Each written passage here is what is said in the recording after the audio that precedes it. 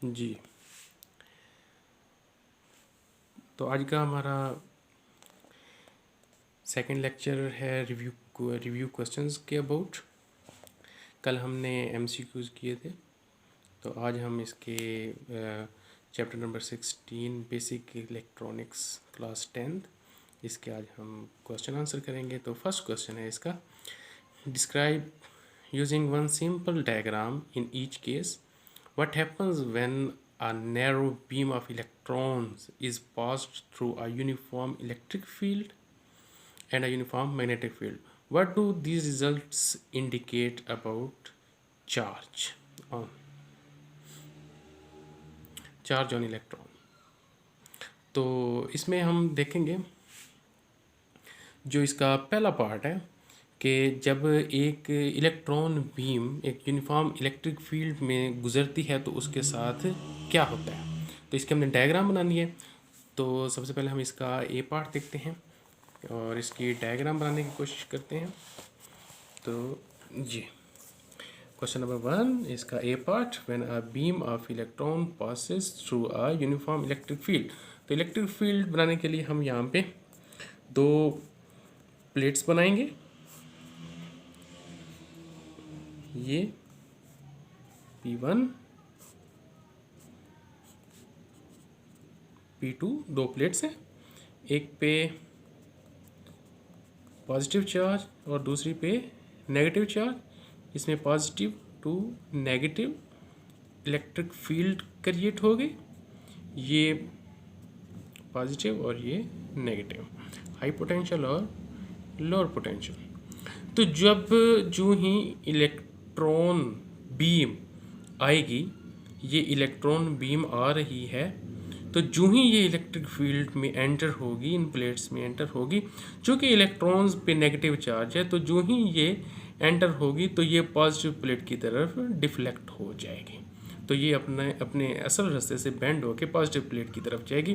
Positive plate की तरफ जा रही है क्योंकि इसके ऊपर नेगेटिव चार्ज इलेक्ट्रॉन्स पे, और पॉजिटिव और नेगेटिव एक दूसरे को अट्रैक्ट करते हैं और नेगेटिव एक दूसरे को रिपेल करते हैं। तो ये जो रिपल्शन हो रही है F is equal to q E, ये रिपल्शन की फोर्स इतनी ही लग रही है और इतनी ही उधर से पॉजिटिव प्लेट की तरफ लग रही है।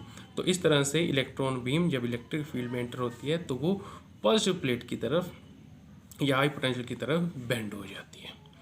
अब दूसरा पार्ट इसका ये है कि उस इलेक्ट्रॉन बीम के साथ क्या होगा जब वो एक मैग्नेटिक फील्ड में एंटर होगी। तो मैग्नेटिक फील्ड को हम पेज पे ड्रा करने के लिए हम इस तरह ये मैग्नेटिक फील्ड ड्रा कर लेते हैं, और हमने इलेक्ट्रॉन बीम जो एंटर करनी है मैग्नेटिक फील्ड के अंदर, वो हमने सपोज करना है कि वो इस मैग्नेटिक फील्ड के परपेंडिकुलर है।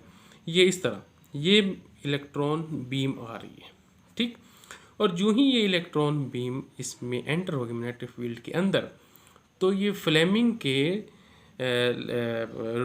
रूल के अकॉर्डिंग इस पे फोर्स एक्ट करेगी, और वो फोर्स जो होगी वो लोरेंट्स फोर्स होगी। F is equal to q v cross P.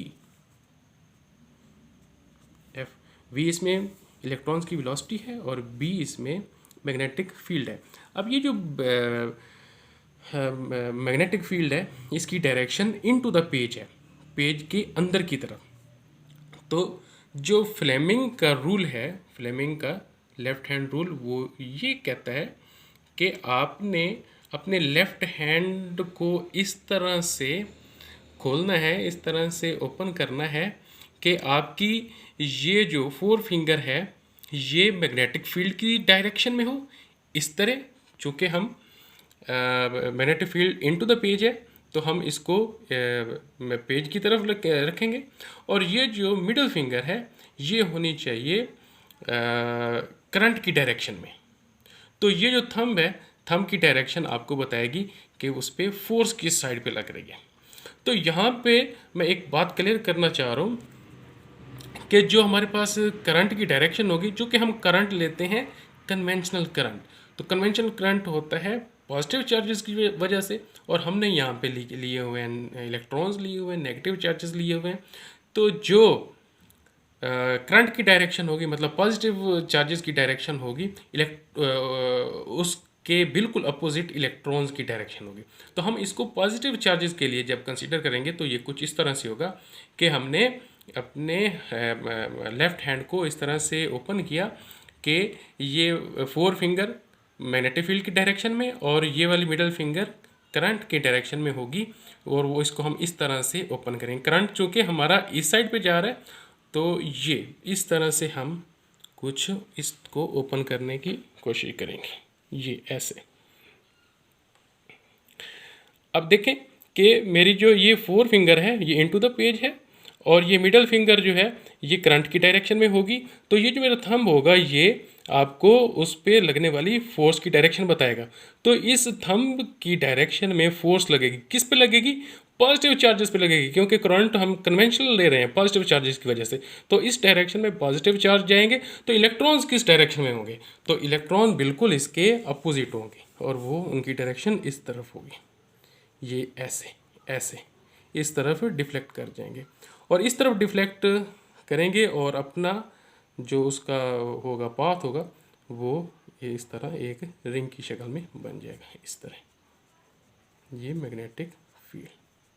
तो ये हमारा आज का क्वेश्चन था कि जब इलेक्ट्रॉन बीम एक इलेक्ट्रिक फील्ड में एंटर होती है और मैग्नेटिक फील्ड में एंटर होती है तो उस पर फोर्स किस डायरेक्शन में लगती है। तो ये हमने देखा कि मैग्नेटिक फील्ड में किस सिंबल में किस डायरेक्शन में फोर्स लग रही है और इलेक्ट्रिक फील्ड में किस डायरेक्शन में फोर्स लग रही है। तो ये आज का हमारा क्वेश्चन, पहला क्वेश्चन कंप्लीट हुआ।